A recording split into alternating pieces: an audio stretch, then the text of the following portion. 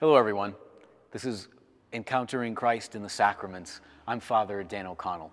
You know, there is a story in Scripture that is probably one of my favorites. It's the story of the prodigal son. We've all heard it so many times. The story of a young man who wanted his inheritance and he wanted it now. And his loving father gave it to him, and he went off, and he squandered every last dime. He had nothing left, and he was afraid to go home. I'd like to pick up on the story from the gospel at that point.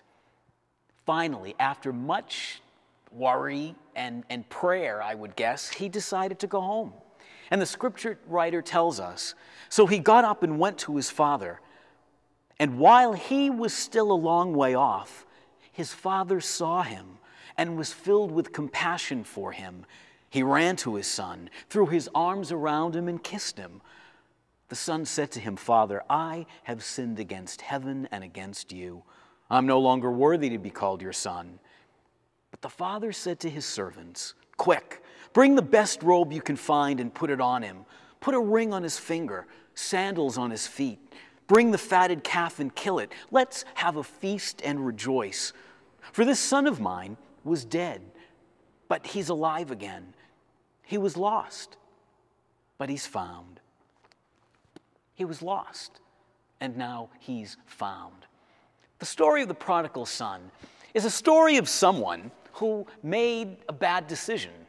It's a story of someone who made a wrong choice, a young man who needed a second chance, a young man who wanted to start again. Who among us in life hasn't needed a second chance? How often have we longed to be able to start again? The sacrament of reconciliation, the sacrament of penance, is about second chances. It's about starting again because it's the sacrament through which sin is forgiven. As we go through our journey of life, there are many obstacles that can get in the way. We live in a wonderful but broken world. A world broken by sin. Sin that can play out in our lives in so many different ways. Pride, anger, jealousy, envy.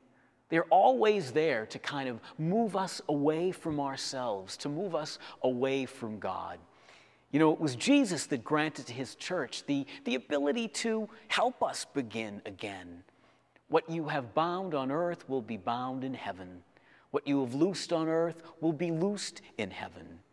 Sin can separate us from God, one another, and ourselves. The sacrament of reconciliation brings us back.